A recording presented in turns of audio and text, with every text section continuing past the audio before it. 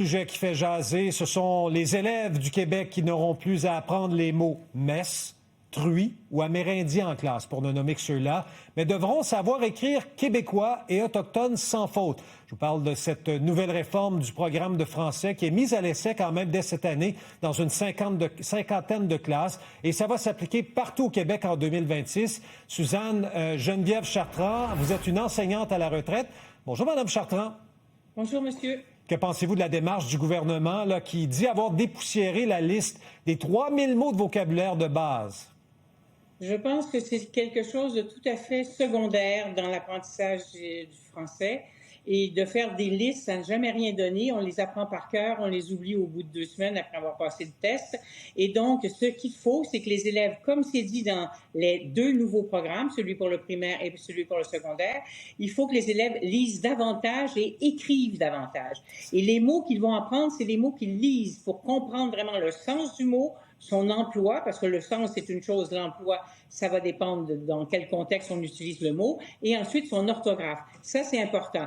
Donc, si on veut vraiment que les enfants lisent tous les jours, les élèves lisent tous les jours, ben, ils vont être en contact avec des mots tous les jours, et les mots qu'ils vont écrire vont devoir être des mots correctement orthographiés. Des listes, on fait ça depuis très longtemps et ça n'a jamais rien donné. Ça fait partie de la réforme, justement, plus de lecture, Mme Chartrand. Mais je veux revenir à certains termes qu'on a carrément rayés de la liste par souci de respect, comme esquimaux et amérindiens. D'autres en raison de la diminution de leur fréquence de leur utilisation, comme messe, pasteur ou prêtre. Je pensais, par exemple, pour prendre l'exemple de messe, pasteur ou prêtre, ce sont des mots quand même, je ne sais pas si c'est culturellement important, mais ça fait partie un peu du paysage québécois depuis des années. Êtes-vous de cet avis?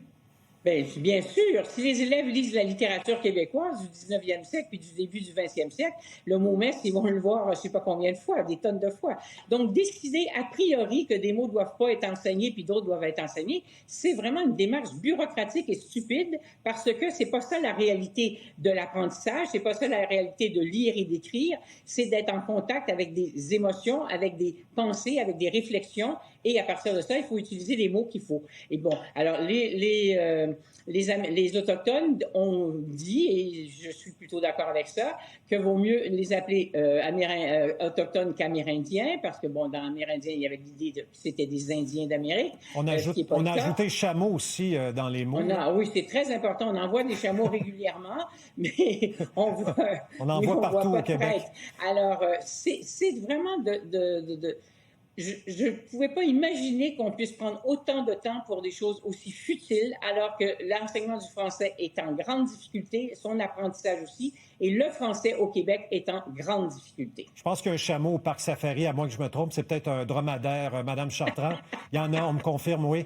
Dites-moi donc, si je n'apprends plus le mot « messe » à des enfants du primaire, le dimanche, quand je vais à l'église, qu'est-ce que je dis? Je m'en vais à un regroupement de gens qui partagent ma foi. C'est pour ça que là, on parle vraiment de choses qui sont sottes, parce que les enfants vont devoir comprendre les mots qu'on leur dit ou qu'ils lisent, et s'ils ne comprennent pas, ils vont demander à l'enseignante qu'est-ce que ça veut dire ce mot-là. Alors, qu'est-ce que ça veut dire autochtone? S'ils l'ont jamais entendu, ben, ils vont te poser la question, et c'est comme ça qu'on apprend. C'est pas avec des listes à apprendre par cœur puis faire des tests le vendredi matin, puis 15 jours après, on les a oubliés. Alors, et ce qui est par ailleurs de positif dans ces nouveaux programmes-là, c'est l'insistance sur la culture québécoise. Bien, on fait comme si jamais on avait travaillé sur la culture québécoise. Moi, j'ai commencé à enseigner en 1967 au secondaire, et puis la culture québécoise était importante. Puis en 89, j'enseignais dans l'école la plus pauvre et la plus cosmopolite du Québec, et mes élèves ont lu de la poésie de Marie-France au Moyen-Âge jusqu'à Anne Hébert, ont fait du Molière. Et donc, tout est possible dans la mesure où on a les conditions pour travailler vraiment avec les élèves et les motiver et faire en sorte que c'est un plaisir d'arriver dans la classe de français, ce qui n'est pas le cas très souvent. Vous êtes très inspirante. Vous aurez voulu comme prof, Mme Chartrand. Alors, sur la note positive, bon, le ministre Drainville va miser sur la communication orale, l'étude des œuvres d'ici, et il a fait le pari que la qualité du français des jeunes s'améliorera en 30 secondes. Êtes-vous d'accord? Est-ce que ça va s'améliorer en 30 secondes? Ça m'étonnerait. Non, non, c'est pas les programmes qui vont améliorer. C'est pas ça. Et ce que je voulais dire aussi, c'est que l'échéancier du ministre est absurde. Il lance au début, fin août, alors que les enseignants sont déjà dans leur classe, un programme qu'ils n'ont pas lu, qu'ils n'ont pas analysé, qu'ils ne se sont pas appropriés, d'une part. Puis il dit que l'année d'après, il va l'étendre à tout le monde. Comment il va faire le bilan de cette première année entre le 30 juin puis le 30 juillet? Voyons donc, ça n'a pas de bon sens. Tout ça est une vision bureaucratique et stupide. Alors, il dit qu'il s'occupe du terrain, mais c'est pas s'occuper du terrain parce que c'est rendre les conditions de travail encore plus difficiles.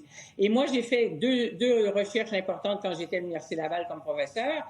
Une qui s'appelle ELEF, État des lieux de l'enseignement du français, où on a pu montrer sérieusement qu'entre les années 2000 et l'année 1984, il se faisait à peu près la même chose dans les classes de français, nonobstant 4 programmes ministériels différents.